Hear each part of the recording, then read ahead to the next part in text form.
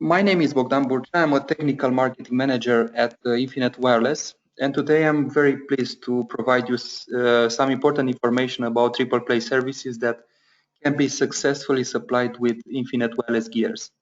Okay, in the agenda, in today's agenda consists of three main topics. First is the general demands of the triple play services. Then we have the special features and performance capabilities of Infinet Wireless gears enabling triple play service delivery. And in the last part, we are going to have a case study with deployment in Far East Russia, where we recently deployed triple play services for the region there for some customers in that region. Okay, the first question that must get an answer at the very beginning is, of course, what are the triple play services? Well, supplying voice, video, and data concurrently over a single broadband connection means offering triple play services to customers. As type of traffic,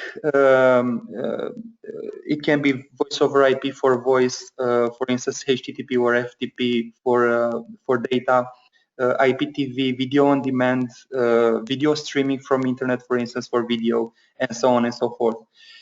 Regarding the characteristics of each type of traffic, latency, packet loss, and the minimum available capacity are the most important parameters that can define the quality of these services. For instance, for voice, latency and packet loss are very sensitive.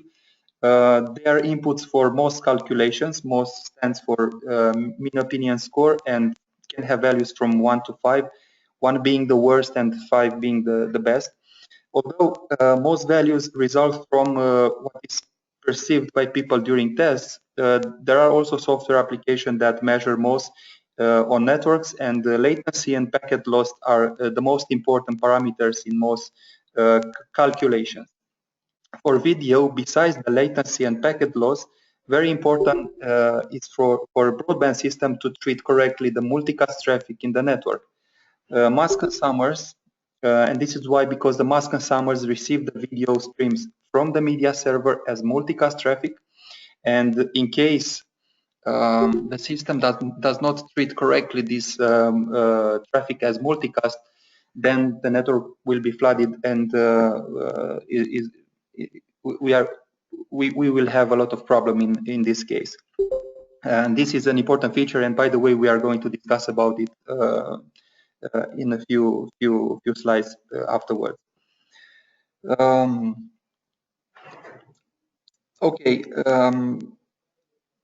So in case of data, here the situation is a bit flexible, because the applications are not real-time and they can adapt instantly to the available bandwidth. So we discuss about voice and video demands, which require very sensitive, which are very sensitive, sorry, to the latency, packet loss, and because they are real-time applications. And in case of data, we have the capacity as the major parameter that most of the time we care in this case.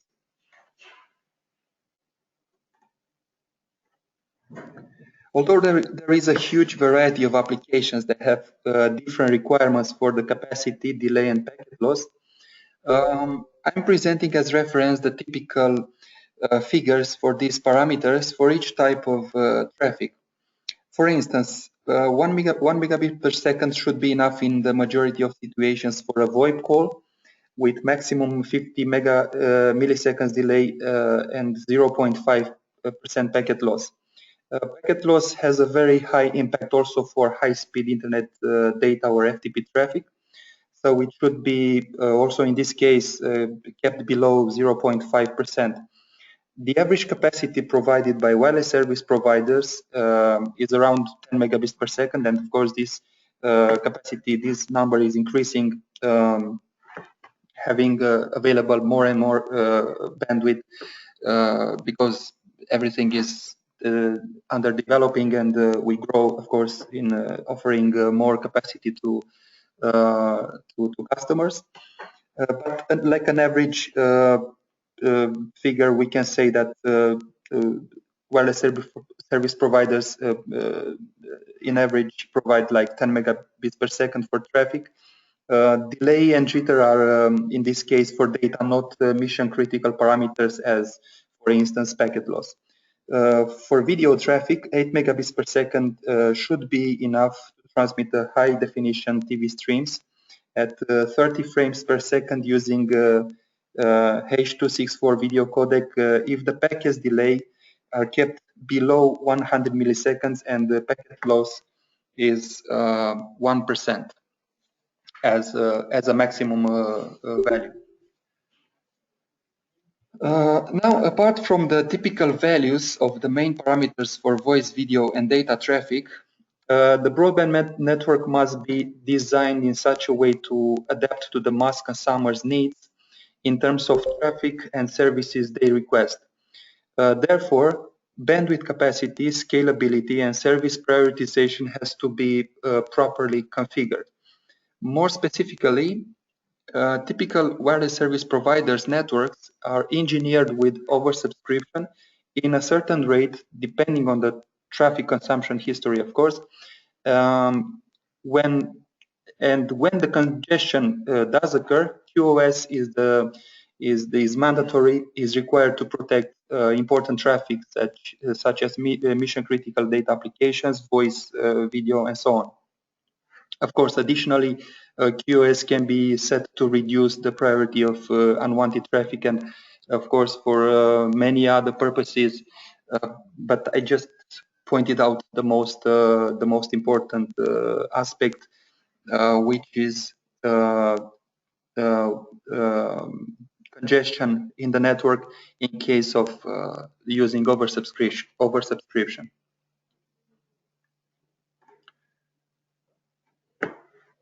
Within the entire broadband network, Infinet wireless gears are distributed in the access and in the backhauling segments of the network, and there are some notable benefits which must be mentioned against the wired solutions. Although wireless solutions are very, as we all know, very well sensitive to ASCOL radio environment. For instance, cost effectiveness is one of the most important benefits, and we have to talk about it. And it's clear that it's much cost effective to deploy a wireless network for wireless access network, for instance, compared to providing fiber to the building, providing a fiber to the building solution to mass consumer customers. Again, flexibility and scalability are important benefits because installations are possible in locations where no other wire solutions are possible, and this is also an obvious fact. And also, rapid deployment benefit must be mentioned because the installation time for a wireless access or backhauling network is much lower, of course, compared to the installation time of a wired solution, which in some cases can maybe take months to be deployed. And also another important aspect here is that wireless solutions can be very useful from this point of view in case of temporary installations.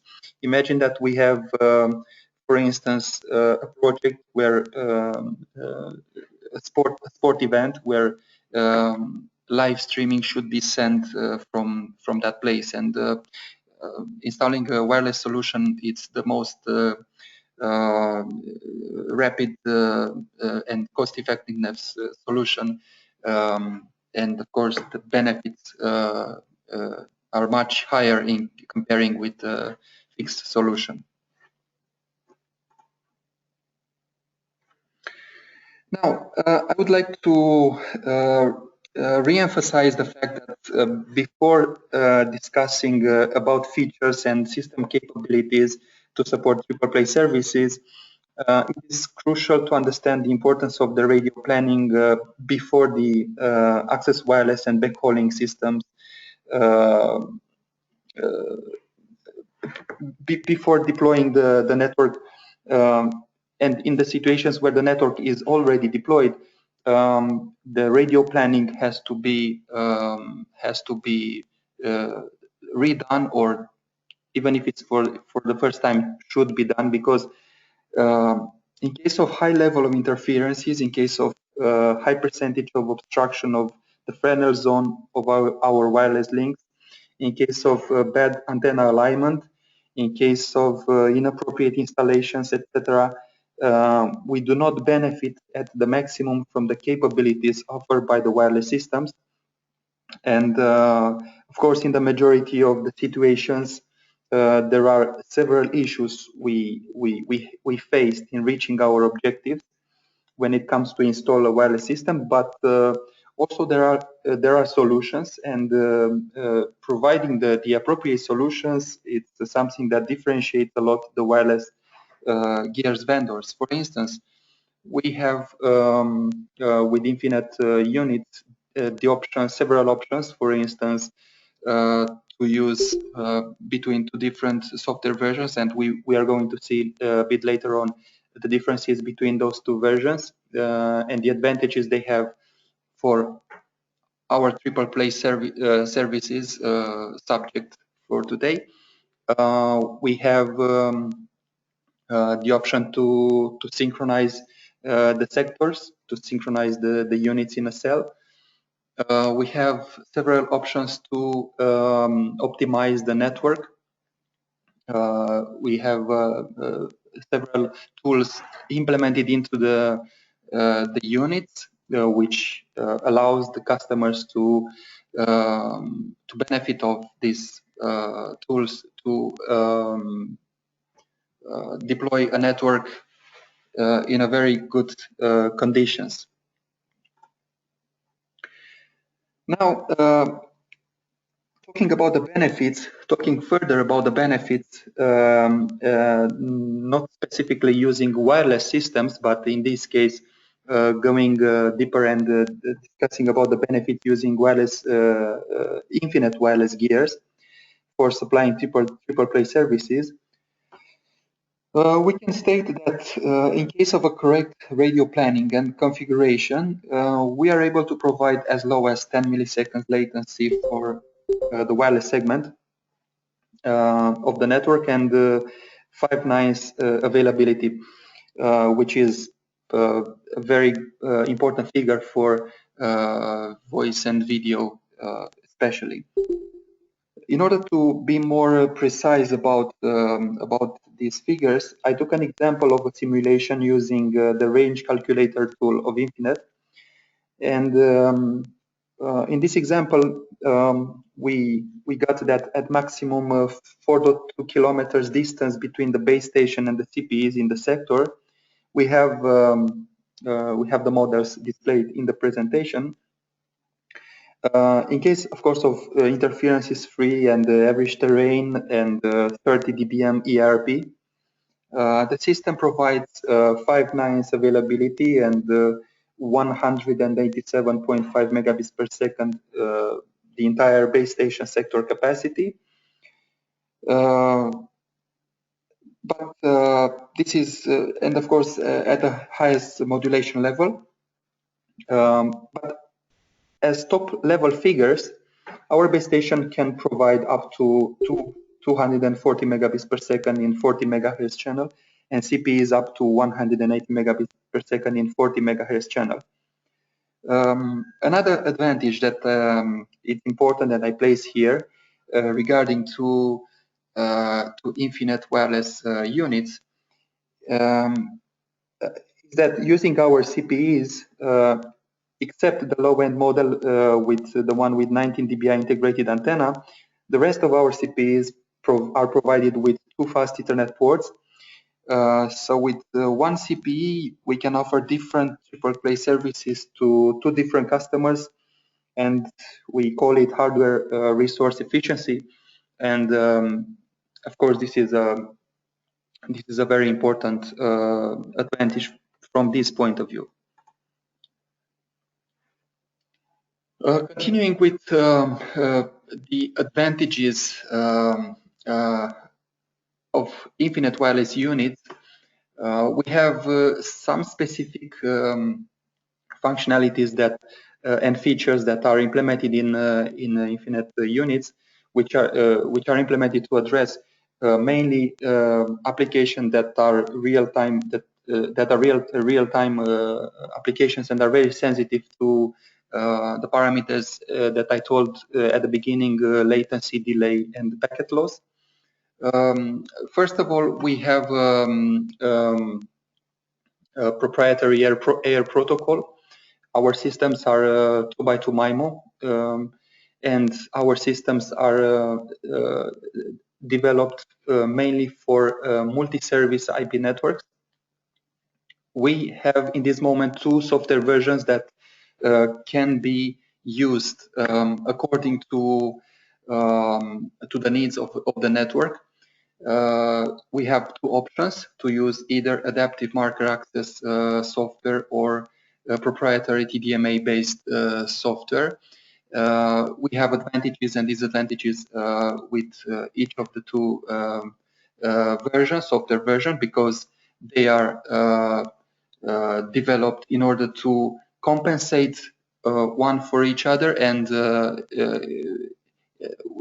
very carefully should be done for each situation a trial test in order to, according to the needs of each application, to see whether one software version or other software version gets the maximum benefits from that specific installation or deployment. What I can tell you in few words about adaptive marker access is it is the well-known software version since a few years ago, more years ago in the past, and it is more suitable for cells with big number of CPEs. It is suitable when we are more interested in capacity gain rather than proprietary TDMA based software, where we gain more in case of latency.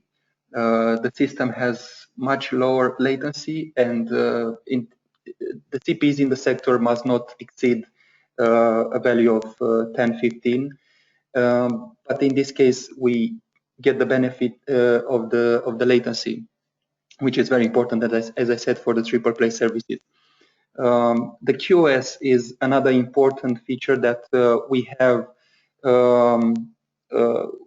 We have an enhanced QoS functionalities which can address any kind of need of the customers. We use up to 32 service channels, up to 17 priority levels. We treat automatically the real-time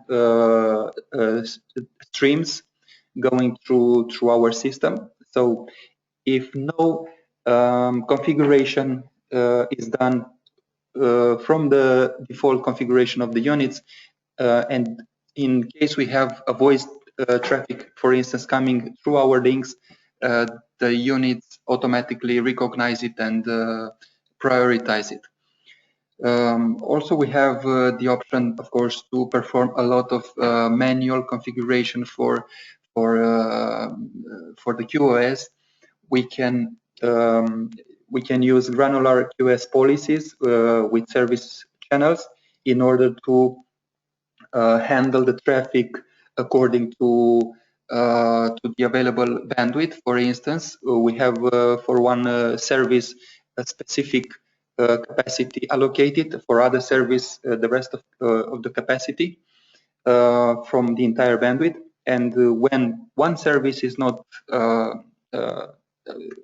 running through the system, we can offer its capacity, its allocated capacity, to the other service in order to maximize, in this case, the system resources. Also, we can do any kind of manipulations for the VLAN, IP MAC addresses, protocol port fields, UDP, TCP.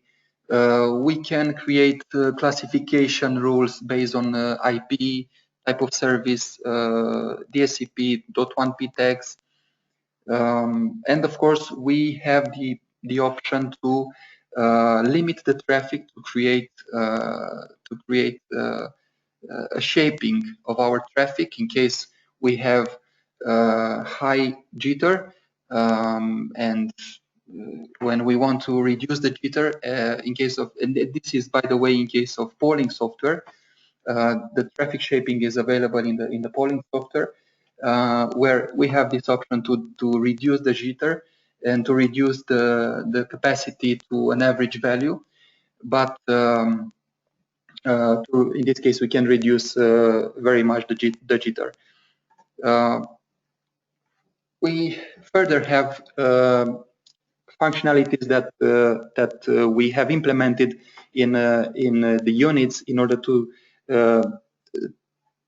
be focused on the triple play services and not only. For instance, multicast, as I said at the beginning, we treat correctly multicast flows into the network.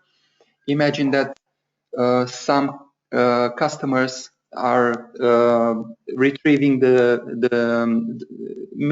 streaming, the video streaming from the media server, which is behind the base station somewhere in the core network, and in this case, the media server is transmitting multicast traffic to the CPEs that or to the clients that request that service. Without a network to take care of the multicast traffic, all this traffic would be sent to broadcast to all the nodes in the network, which of course is the situation that we are not happy with. Another important feature is storm flood protection. The Mint technology is designed as well as sense the storm in the network, and we have thanks to the Mint technology this mechanism to protect the network against storms. We have broadcast domain in a Mint domain, and we don't need to use a spanning tree, for instance, to avoid the loops in the network, for instance, the loops in a Mint domain. Everything is done by the Mint technology. Further, we can create dynamically rate between the uplink and downlink. This is done in the polling software version, thanks to the traffic shaping and the dynamic and the granularity that we can apply for not only for the data streams, but also for the streams going in uplink or downlink direction. So we can balance between the uplink and downlink in order to all the time occupy the bandwidth in a very efficient manner. And as I said, we can perform any kind of VLAN manipulations. This example that I present for the triple play services is from Far East Russia. It's an implementation that shows very clearly how the system, the Infinet wireless system, can supply triple play services successfully. It's in this example we have a sector with one base station covering 31 CPEs. The distances are not high. We talk here about 3 kilometers. The maximum distance of the CPEs from the base station is 3 kilometers. This example is in the same conditions, let's say, like the example I provided you before from the range calculator, this is a real implementation where the distances are not high. As I repeat the same information, the distances are not very high. We talk about 3, maximum 4 kilometers. We talk about no interferences, so the system can have very good availability. And let's see which are the figures. In these solutions, the customer, of course, which is a wireless internet service provider, use, of course, oversubscription. The ratio is 5 to 1. And it was noticed that it was a constant, although it was noticed that it was a constant IPTV service requested by a third of the subscribers. So from the IPTV, the oversubscription ratio 5 to 1, we can say that does not meet the consumption of the traffic, but here we talk about also the internet access and voice traffic, not only about IPTV. So IPTV is requested all the time by a third of the subscribers, and for the IPTV, the traffic is limited to 5 megabits per second, and if you remember from the previous slides, I said that 10 megabits per second, 8 megabits per second is a bandwidth that is a capacity that can that is sufficient enough in order to supply HDTV streaming, video streaming. In this case, for this example, the IPTV multicast traffic has allocated 5 megabits per second, and the internet data has a bit more band capacity allocated, which you can see here that there are 15 megabits per second. In these configurations, we have some screenshots from 3 CPEs. We can say that the traffic, this is like a normal, like an average traffic in this network, and where we see in this screenshot the continuous traffic consumption, it means that we have an IPTV service provided, and where we see the fluctuating traffic, it means that we have a data internet access traffic. As you can see also from the graphs here, never the traffic was more than 10 megabits per second, although the maximum capacity for each subscriber is 15 megabits per second. So under these parameters, under these constraints, each CPE, each customer has the requested service without any bottleneck in the network and without no quality degradation for the services. This is a short example which can sustain the figures and the parameters that I let you know before. I would like to thank you very much for your time today. And as I said at the beginning, we are going to have in each month webinar sessions and on different topics. And I would be glad to have you all here each and every month to discuss about these topics and to gain more and more about Infinet products and to gain more and more information about Infinet products and to be able to share with you the extraordinary features that we have and the performances that we can supply with our product. So thank you very much for today, and by the next time, I wish you a very pleasant day and vacation if you plan to have vacation in August. Thank you very much.